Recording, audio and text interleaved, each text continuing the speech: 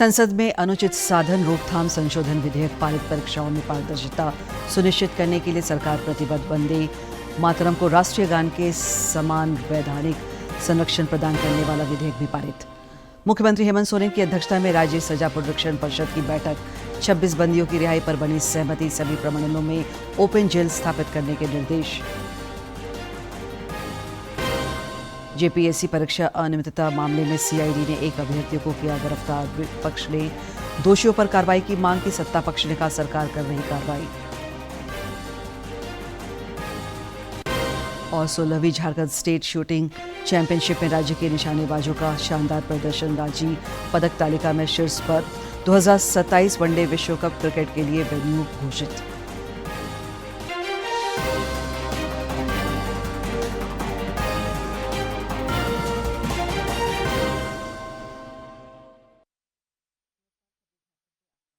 मैं हूं दिव्या और अब समाचार विस्तार से।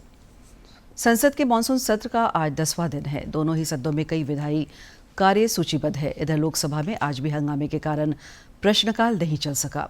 स्पीकर ओम बिरला ने सदस्यों से प्रश्नकाल चलने देने का आग्रह किया, लेकिन हंगामा जारी रहा। हंगामे के कारण लोकसभा की कार्यवाही पहले 12 बजे तक और बाद में सोमवार को सवेरे 11 बजे तक के लिए स्थापित कर दिया गया। संसद या संसद के परिसर में मुझे कई मान्य सदस्यों ने मिलकर और लिखकर दिया है कि संसद भवन और संसद परिसर की पवित्रता बनी रहनी चाहिए, मर्यादा बनी रहनी चाहिए। लेकिन आपको जनता ने चुनकर भेजा है संसद में चर्चा संवाद के लिए।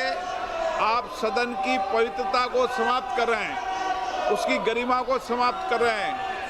मैं आपसे पुनः आग्रह करता हूं कि आप अपनी अपनी सीट पर विराजें। आप सदन नहीं करना चाहते, सदन की कार्रवाई आज 12 बजे तक के लिए स्थगित की जाती है। प्रदेश भाजपा झारखंड में जेपीएससी, जेएसएससी, सीजीएल सहित अन्य भर्ती परीक्षाओं में व्याप्त कथित भ्रष्टाचार को लेकर हमलावर है। संसद में भी राज्य सरकार की नाकामी को लेकर सांसद प्रदर्शन कर रहे हैं। प्रदेश अध्यक्ष आदित्य साहू के नेतृत्व में आज झारखंड भाजपा के सांसदों ने संसद भवन परिसर स्थित महात्मा गांधी की प्रतिमा के समक्ष प्रदर्शन किया और मामले की सीबीआई जांच की मांग की। के द्वारा पार्लियामेंट में लाया गया, उसका भी विरोध कर रहे हैं। हर अच्छे काम का विरोध करने का काम करते हैं और जनता की आवाज को दबाना चाहते हैं, छात्रों की आवाज को दबाना चाहते हैं। लेकिन देश की जनता, देश के छात्र, युवा पीढ़ी कांग्रेस को नकार चुकी है। कांग्रेस कितने भी नाटक कर ले, इनके झांसे में कोई आने वाला नहीं है। संसद ने अनुचित साधन निवारण संशोधन विधेयक 2026 पारित कर दिया है। राज्यसभा ने इसे कल मंजूरी दी। लोकसभा से विधेयक बुधवार को पारित हुआ था। प्रधानमंत्री कार्यालय में राज्य मंत्री डॉक्टर जितेंद्र सिंह ने कहा कि देश के युवा विकसित भारत के लिए सबसे बड़ा निवेश है। उन्होंने कहा कि राष्ट्रीय शिक्षा नीति 2020 से पिछले दशक में महत्वपूर्ण बदलाव आया है। राज्यसभा में इस विधेयक पर करीब 7 घंटे तक चर्चा हुई, जिसके बाद प्रधानमंत्री कार्यालय में राज्य मंत्री डॉक्टर जितेंद्र सिंह ने सरकार की ओर से चर्चा का जवाब दिया। जवाब के दौरान डॉक्टर जितेंद्र सिंह ने विपक्ष के आरोपों का विस्तार से खंडन करते हुए कहा कि इस कानून का उद्देश्य सार्वजनिक परीक्षाओं में अनुचित साधनों पर रोक लगाना है। उन्होंने स्पष्ट किया है कि विधेयक का नाम प्रिवेंशन ऑफ अनफेयर मीन्स है और इसमें पेपर लीक शब्द का उल्लेख नहीं है।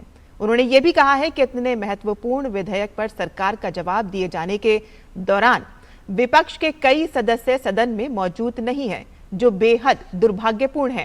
उन्होंने कहा कि विपक्ष के पास कोई मुद्दा नहीं है और इसी के चलते उन्होंने वॉकआउट किया। It's unfortunate that many of the honorable members who were most vociferous in raising objections have chosen to walk out when their issues or their points were to be responded. This is an issue which has stake with every parent of this country, every family of this country. These young children are our huge investment for what Prime Minister Modi describes as Viksit Bharat of 2047. There were some data mentioned which did not exist. Like for example, it was said, and it was said today also, that 152 paper leaks And yesterday it was said affecting 765 crore children. Now I don't know where the source is. Unfortunately, today this number was also cited by the leader of opposition. So they have not been able to authenticate where they got from 152 leaks. Rajya Sabha के बाद लोकसभा में भी वंदे मातरम विधेयक पारित हो गया है। विपक्ष के हंगामे के बावजूद दोनों सदनों में यह विधेयक पास हो गया। वंदे मातरम विधेयक के कानून बनने के बाद अब राष्ट्रीय गीत को भी राष्ट्रगान जैसी कानूनी सुरक्षा मिलेगी। लोकसभा में राष्ट्रीय सम्मान अपमान निवारण संशोधन विधेयक 2026 को पारित करने के साथ संसद ने बिल को पारित कर दिया है। इससे पहले राज्यसभा इस बिल को पारित कर चुकी है। प्रस्तावित संशोधन के तहत वंदे मातरम को भी राष्ट्रीय ध्वज और राष्ट्रीय गान जन गण मन के समान वैधानिक संरक्षण देने का प्रावधान किया गया है। इसके तहत वंदे मातरम का अपमान, उसके गायन में बाधा डालना या जानबूझकर अवमानना करना दंडनीय अपराध होगा। विधेयक के अनुसार दोषी पाए जाने पर 3 वर्ष तक की कैद, जुर्माना या दोनों का प्रावधान रहेगा। सरकार का कहना है कि इस संशोधन का उद्देश्य राष्ट्रीय सम्मान और देशभक्ति के प्रतीकों की गरिमा को और मजबूत करना है। बंकिम चंद्र चटर्जी जी जब इसकी रचना कर रहे थे तो उस ऋषि ने कहा कि मैं वंदे मातरम के प्रभाव को देख पाऊं या न देख पाऊं, लेकिन एक समय आएगा इस देश के लोगों के ओठों पर वंदे मातरम का मंत्र होगा। उनके सपनों को आज हमारे प्रधानमंत्री आदरणीय नरेंद्र मोदी जी पूरा कर रहे हैं। हालांकि डीएमके ने इस विधेयक के प्रावधानों का विरोध किया, जबकि बीजेपी ने इसे महत्वपूर्ण बिल बताया है। जो राष्ट्र को समझ नहीं रहे वो आज यहाँ आवाज कर रहे। महोदया जी, मैं आपको बताना चाहूंगा कि यह जो आश्वासन था, यह आश्वासन डॉक्टर राजेंद्र प्रसाद जी का 1950 में कॉन्स्टिट्यूएंट असेंबली में दिया हुआ आश्वासन था कि जनगण मन और वंदे मातरम दोनों एक ही रूप से गाए जाएंगे, दोनों को एक ही सम्मान मिलेगा। इससे पहले लोकसभा में बृहस्पतिवार को विभिन्न मुद्दों पर कांग्रेस समेत विपक्षी सदस्यों के हंगामे के कारण प्रश्नकाल लगातार 8वें दिन नहीं चल सका और सदन को कई बार स्थगित करना पड़ा। हमारे देश के युवा सारे जंतर मंतर में जितने भी इकट्ठे हुए थे, उनकी वो क्या कह रहे थे इसके बारे में आप सबने सुना। ये देश की आवाज है। ये बार बार आखिरकार बिल क्यों लाया जा रहा है? एक तो नारी अधिनियम बिल दोबारा लाया गया, उसके बाद पेपर लीक में जो अमेंडमेंट्स आए थे ये दोबारा लाया जा रहा है, और आज वंदे मातरम में दोबारा लाया जा रहा है। छात्रों के जीवन पर, उनके भविष्य पर राजनीतिक रोटियां सेकने का होच्छा घटिया प्रयास कर रहे। एक शब्द भी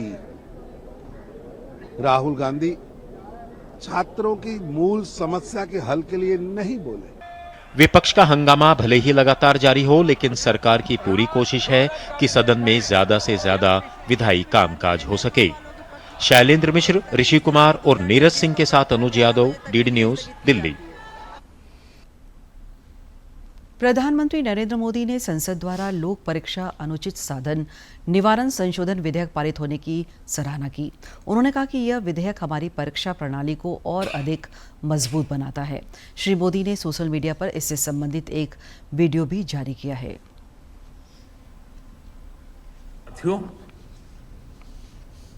विश्वस्त परीक्षा पद्धति, इसके लिए हम लगातार एक के बाद एक कदम उठा रहे हैं। टास्क फोर्स की रचना हो, फास्ट ट्रैक की और रचना हो, राज्यों के सुझावों को ध्यान में लेना हो, क्योंकि पिछले कई दशकों से हर राज्य और केंद्र सरकार इस प्रकार की पेपर लीक की परेशानी झेल रहा है। बच्चों के भविष्य को भी इसके कारण संकट पैदा हो रहा है। इन सब को ध्यान में रखते हुए देशव्यापी सभी राज्यों में भी और केंद्र में भी शिक्षा पद्धति में सुधार अनिवार्य हो गया है। टेक्नोलॉजी के भरपूर उपयोग की आवश्यकता हो गई है और साथ साथ फिर से कोई पेपर माफिया, पेपर लीक करने वाली गैंग देश के बच्चों के भविष्य के साथ खिलवाड़ करने वाली गैंग, उनको बख्शा नहीं जाएगा। इसलिए कठोर कानूनों की भी जरूरत है। हम संसद में बिल लेकर के गए थे और जैसा मैंने आपको वादा किया था, गत 2 दिन संसद के दोनों सदनों ने, अधिकतम माननीय सांसदों ने विस्तार पूर्वक उससे चर्चा की है और आज दोनों सदनों ने इस कठोर कानूनों वाले, प्रावधानों वाले इस बिल को पास कर दिया है। अब विश्वस्त परीक्षा पद्धति की दिशा में जाने में एक महत्वपूर्ण काम पूर्ण हुआ है। काम आगे भी चलता रहेगा। हम ऐसी परिस्थितियों को लंबे समय तक नहीं चलने देंगे। इस विश्वास के साथ साथियों, आइए हम सब मिल करके विकसित भारत के स्वप्न को पूर्ण करने के लिए कंधे से कंधा मिलाकर के चलें। बहुत बहुत धन्यवाद। प्रधानमंत्री नरेंद्र मोदी ने cabinet committee on security (CCS) की चौथी विशेष बैठक की अध्यक्षता की। बैठक में पश्चिम एशिया में बढ़ते तनाव के बीच भारत की तैयारियों की समीक्षा की गई। खासतौर पर ऊर्जा आपूर्ति, खाद्य की उपलब्धता और भारतीय नागरिकों तथा समुद्री कर्मचारियों की सुरक्षा पर चर्चा हुई। बैठक में पेट्रोलियम उत्पादों, LNG, LPG और उर्वरकों की पर्याप्त उपलब्धता सुनिश्चित करने पर विशेष जोर दिया गया। कैबिनेट सचिव ने बताया है कि LPG की खरीद के स्रोतों के पहले ही विविधता लाई जा चुकी है और प्रमुख पेट्रोलियम उत्पादों का स्टॉक तथा आपूर्ति की स्थिति पर्याप्त है। उन्होंने बताया है कि पर्याप्त कच्चे तेल की उपलब्धता के चलते केंद्रीय सार्वजनिक क्षेत्र की रिफाइनरियां 100% से अधिक क्षमता पर काम कर रही हैं और जिससे पेट्रोल, डीजल और अन्य पेट्रोलियम उत्पादों का उत्पादन निर्बाध जारी है। सरकार ने पाइप्ड नेचुरल गैस यानी कि PNG कनेक्शन विस्तार के साथ साथ नेशनल गैस ग्रिड LNG आयात और रीगैसिफिकेशन इंफ्रास्ट्रक्चर तथा सिटी गैस डिस्ट्रीब्यूशन नेटवर्क को भी मजबूत करने की दिशा में कदम उठाए हैं। बैठक में आगामी रबी सीजन के लिए उर्वरकों की जरूरत की समीक्षा की गई और वैकल्पिक स्रोतों के उर्वरक उपलब्ध कराने पर भी चर्चा हुई। प्रधानमंत्री ने उर्वरकों की निर्बाध आपूर्ति सुनिश्चित करने के लिए सभी जरूरी कदम उठाने के निर्देश दिए हैं। संघर्ष प्रभावित क्षेत्रों में घरेलू और विदेशी ध्वज वाले जहाजों पर काम कर रहे नाविकों की सुरक्षा पर भी चर्चा हुई। प्रधानमंत्री ने नाविकों और उनके परिवारों को समय पर जानकारी, आपात सहायता और काउंसलिंग उपलब्ध कराने के लिए प्रभावी तंत्र बनाने को कहा। प्रधानमंत्री ने कहा कि संघर्ष के प्रभाव से भारतीय नागरिकों और प्रवासी भारतीयों की सुरक्षा के लिए हर संभव प्रयास किए जाएं। प्रधानमंत्री ने ऊर्जा आत्मनिर्भरता के लिए सौर ऊर्जा समेत गैर जीवाश्म ऊर्जा स्रोतों पर जोर देने की भी बात कही।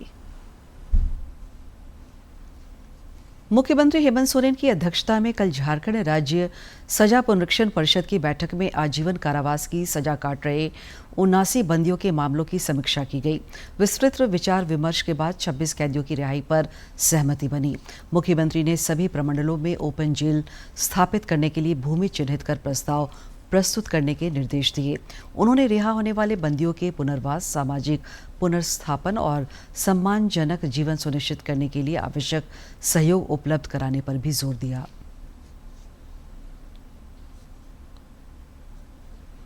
राज्य में SIR के तहत इन्यूमरेशन चरण के बाद अब 5 अगस्त को प्रारूप मतदाता सूची का प्रकाशन होगा। मुख्य निर्वाचन पदाधिकारी के रवि कुमार ने इन्यूमरेशन चरण की खास बातें साझा की है। उन्होंने बताया कि सघन अभियान में 29 जुलाई को इन्यूमरेशन चरण से पहले कुल 47,42,555 मतदाता अनमैप्ड श्रेणी में रह गए थे। इस चरण में सामूहिक प्रयास से अधिक मतदाताओं को मैप्ड किया गया। वर्तमान में कुल 14,02,262 वोटर की अनमैप्ड श्रेणी में बचे हैं, जो करीब 5.3% के आसपास है। श्री कुमार ने यह भी स्पष्ट किया कि अनमैप्ड मतदाताओं के संबंध में ERO स्तर से सत्यापन के उपरांत उन्हें मतदाता सूची में शामिल किया जा सकेगा। पिछले दिनों धनबाद के बरवा अड्डा थाना क्षेत्र से गिरफ्तार हुई इनामी नक्सली मिसिर बेसरा और उसके 3 अन्य सहयोगियों को न्यायालय ने 14 दिनों के पुलिस रिमांड पर भेज दिया है। इन तीनों से केंद्रीय एजेंसियों NIA, IB के साथ साथ 4 अन्य राज्यों की पुलिस पूछताछ करेगी। तीनों माओवादी प्रतिबंधित संगठन भाकपा माओवादी के सदस्य हैं। इन पर रंगदारी, हत्या, लेवी समेत कई मामले दर्ज हैं। सुरक्षा बलों ने 28 जुलाई को इन्हें गिरफ्तार किया था।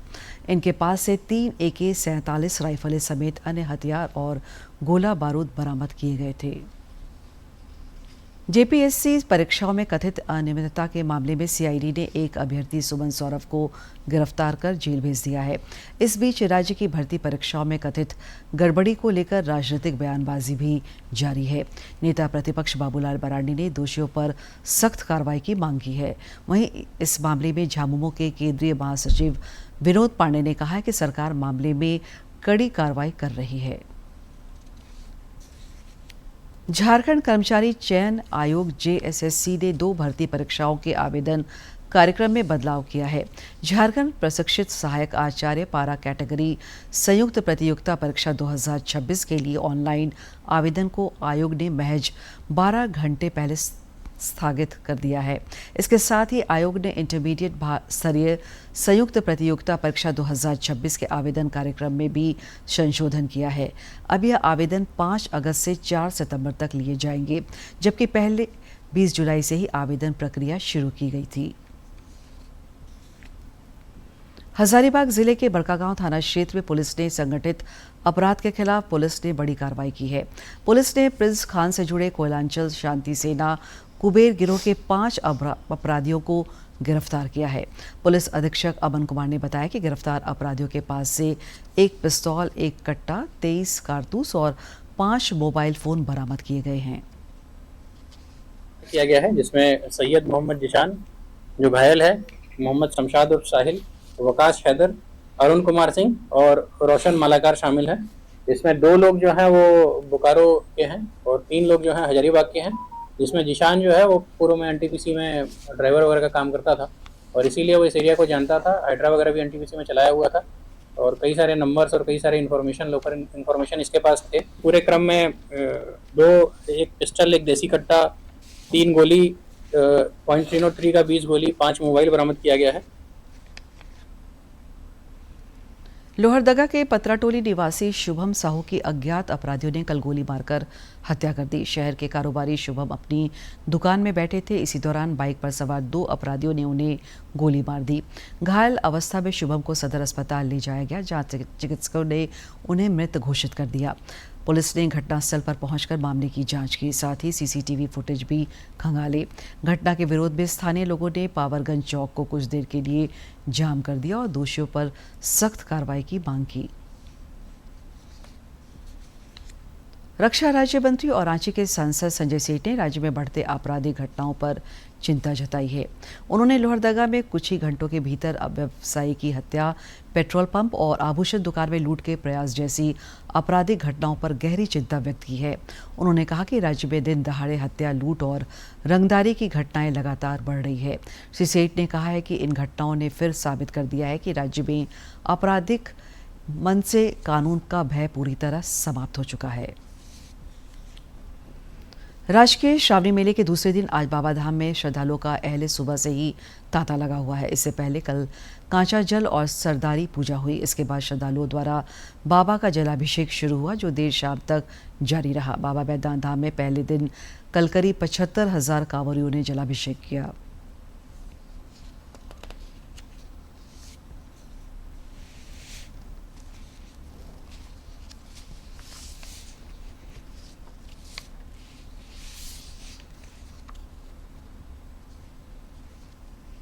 विश्व प्रसिद्ध राजकीय श्रावणी मेला के पहले दिन शाम बाबा नगरी में जिला प्रशासन की ओर से भव्य ड्रोन शो का आयोजन किया गया। देवघर के उपायुक्त सौरभ कुमार भुवानिया ने बताया कि सैकड़ों ड्रोन से करीब 20 से 25 मिनट तक बाबा बैद्यनाथ मंदिर श्रावणी मेला, द्वादश ज्योतिर्लिंग और बाबा धाम से जुड़ी पौराणिक एवं ऐतिहासिक झलकियों को प्रस्तुत किया गया। ड्रोन शो को लेकर श्रद्धालुओं में भी खासा उत्साह देखा गया। एक बहुत ही अलौकिक जेस्चर है कि ड्रोन शो के माध्यम से जो यहाँ पे सावन मेला का जो इम्पोर्टेंस है, जो उसकी श्रद्धा है, उसको दर्शाया गया। बहुत ही सुंदर और एक विहंगम दृश्य था और ये हम लोग हर साल करते आते हैं और इस बार ये 2 बार होना है। एक बार आज के दिन उसको निर्धारित किया गया था, जिसमें जो स्टोरी है, जो मतलब माइथोलॉजिकल स्टोरी है, उसको बहुत बढ़िया से पिक्टोरियल तरीके से, सुंदर तरीके से दर्शाया गया। आसनसोल में आयोजित 16वीं झारखंड स्टेट शूटिंग चैंपियनशिप में राज्य के निशानेबाजों ने शानदार प्रदर्शन किया। दूसरे दिन कल अश्विनी सुमन, तमन्ना झा, विवेक राज और अर्चना कुमारी ने स्वर्ण पदक जीते। रांची पदक तालिका में शीर्ष पर है। अब तक 100 शूटर जोनल चैंपियनशिप के लिए क्वालिफाई कर चुके हैं। राष्ट्रमंडल खेलों में भारतीय खिलाड़ियों का दमदार प्रदर्शन जारी है। विभिन्न स्पर्धाओं में कल भारतीय भारोत्तोलक लवप्रीत सिंह ने पुरुषों के 110 किलोग्राम वर्ग में रजत पदक जीता, जबकि सीमा कलिरामना ने महिला डिस्कस थ्रो में कांस्य पदक हासिल किया। भारत 17 पदकों के साथ पदक तालिका में 10वें स्थान पर रहा। वेट लिफ्टिंग में 28 साल के लवप्रीत सिंह ने रजत पदक अपने नाम किया। लवप्रीत ने पुरुषों के 110 से अधिक किलोग्राम भार वर्ग में पदक जीतने में सफलता पाई। 2022 बर्मिंघम कॉमनवेल्थ गेम्स के कांस्य पदक विजेता लवप्रीत ने इस बार अपने पदक का रंग बदलते हुए कुल 388 किलोग्राम का भार उठाकर भारत की झोली में एक और पदक डाला। स्नैच में उन्होंने अपने तीनों प्रयासों में 168 किलोग्राम, 173 किलोग्राम और शानदार 176 किलोग्राम का वजन सफलतापूर्वक उठाया। स्नैच के तीसरे प्रयास में 176 किलोग्राम का भार उठाकर उन्होंने नया कॉमनवेल्थ गेम्स रिकॉर्ड कायम किया। और इसके बाद क्लीन एंड जर्क दौर में लवप्रीत ने अपने पहले 2 प्रयासों में 205 किलोग्राम और 212 किलोग्राम का वजन आसानी से उठाकर कुल 388 किलोग्राम का स्कोर बनाया और भारत के लिए पदक पक्का कर दिया। वेट लिफ्टिंग में ये भारत का कुल 8वां पदक रहा। वहीं ग्लासगो में कॉमनवेल्थ गेम्स में सीमा कालीरमन ने महिलाओं के डिस्क थ्रो में कांस्य पदक जीत लिया है और उनके इस शानदार प्रदर्शन से एथलेटिक्स में भारत के पदकों की संख्या 4 हो गई है। 27 साल की सीमा ने अपने तीसरे प्रयास में 58.66 मीटर की सर्वश्रेष्ठ दूरी दर्ज की। ये उनके 59.73 मीटर के पर्सनल बेस्ट से थोड़ा ही कम था। उन्होंने अपने ही देश की निधि रानी की कड़ी चुनौती को पीछे छोड़ दिया, जो 57.10 मीटर के साथ चौथे स्थान पर रही। इंटरनेशनल क्रिकेट काउंसिल आईसीसी ने वर्ल्ड कप 2027 के लिए वेन्यू का ऐलान कर दिया है। विश्व कप अक्टूबर-नवंबर में खेला जाना है। इस बार का टूर्नामेंट 3 देशों में खेला जाएगा, जिसमें जिम्बाब्वे, नामीबिया और साउथ अफ्रीका शामिल है।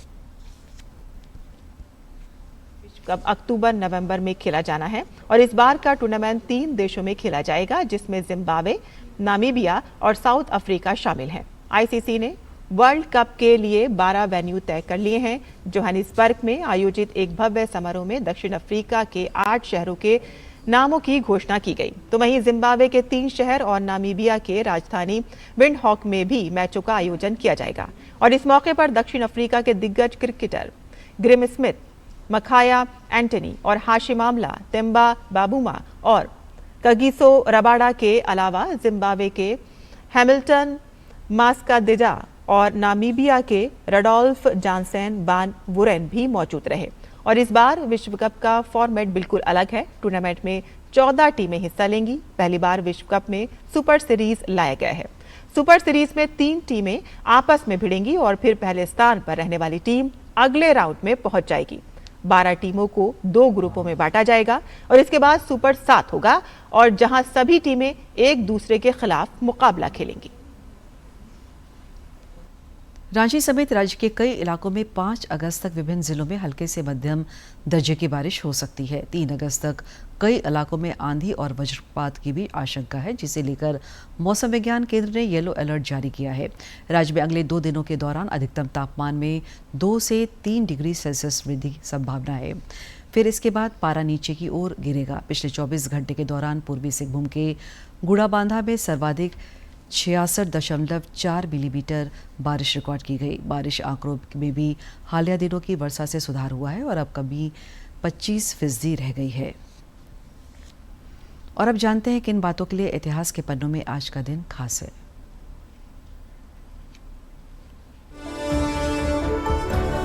31 जुलाई साल 1940 को सरदार उधम सिंह शहीद हुए।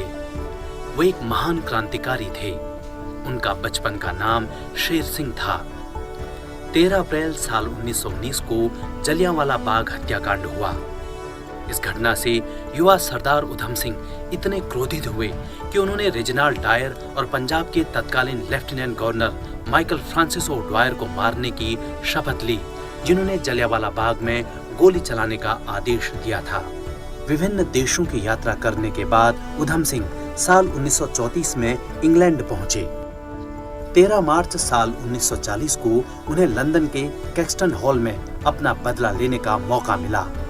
यहाँ रॉयल सेंट्रल एशियन सोसाइटी की बैठक थी, जहाँ माइकल ओ'ड्वायर भी वक्ताओं में से एक था। इसी दौरान सरदार उधम सिंह ने अपनी डायरी में छिपाई हुई रिवॉल्वर उठा ली। उन्होंने माइकल ओ'ड्वायर पर 5 गोलियां चलाई, जिससे ड्वायर की मौके पर ही मौत हो गई। पूरे 21 साल तक कोशिश करने के बाद वह 1940 में माइकल ओ'ड्वायर को मारकर अपना बदला पूरा करने में सफल रहे। तब तक कर्नल रेजिनाल्ड डायर की मौत हो चुकी थी। घटना को अंजाम देने के बाद उधम सिंह ने भागने की कोशिश नहीं की और खुद को गिरफ्तार करवा लिया। बाद में उन पर मुकदमा चला और उन्हें आज ही के दिन लंदन के पेंटनविल जेल में फांसी की सजा दी गई।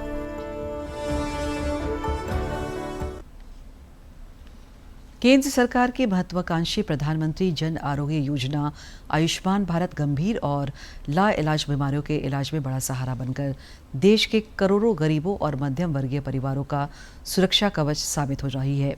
रांची के धर्मवीर नायक को भी इस योजना का लाभ मिला है। उन्होंने इसके लिए केंद्र सरकार का आभार जताया है।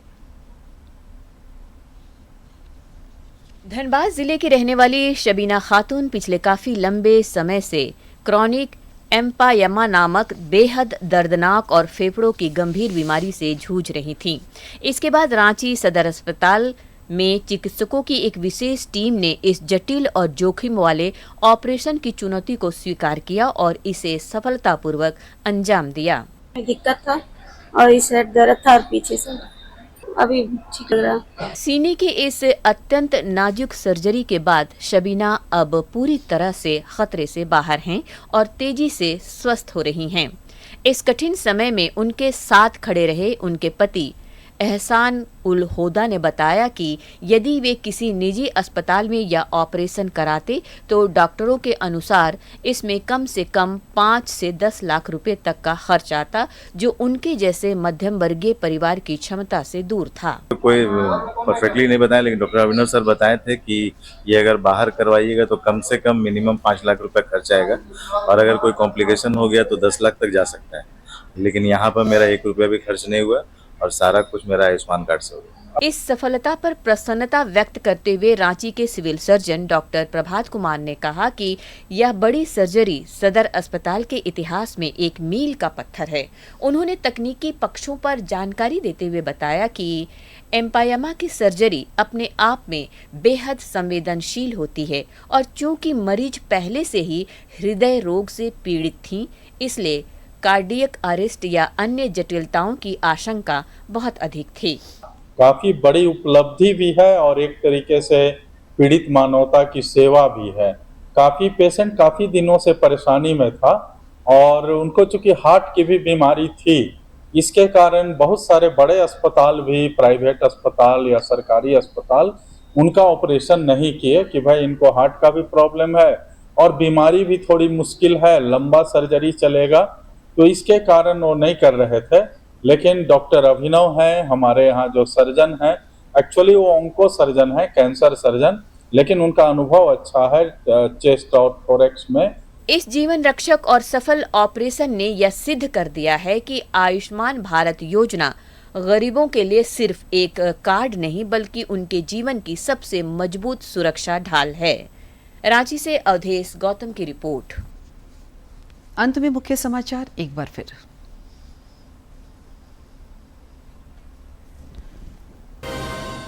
संसद में अनुचित साधन रोकथाम संशोधन विधेयक पारित, परीक्षाओं में पारदर्शिता सुनिश्चित करने के लिए सरकार प्रतिबद्ध। वंदे मातरम को राष्ट्रीय गान के समान वैधानिक संरक्षण प्रदान करने वाला विधेयक भी पारित। मुख्यमंत्री हेमंत सोरेन की अध्यक्षता में राज्य सजा पुनरीक्षण परिषद की बैठक 26 बंदियों की रिहाई पर बनी सहमति। सभी प्रमंडलों में ओपन जेल स्थापित करने के निर्देश। जेपीएससी परीक्षा अनियमितता मामले में सीआईडी ने एक अभ्यर्थी को किया गिरफ्तार। विपक्ष ने दोषियों पर कार्रवाई की मांग की। सत्ता पक्ष ने कहा सरकार कर रही कार्रवाई। 16वीं झारखंड स्टेट शूटिंग चैंपियनशिप में राज्य के निशानेबाजों का शानदार प्रदर्शन। रांची पदक तालिका में शीर्ष पर। 2027 वनडे विश्व कप क्रिकेट के लिए वेन्यू घोषित।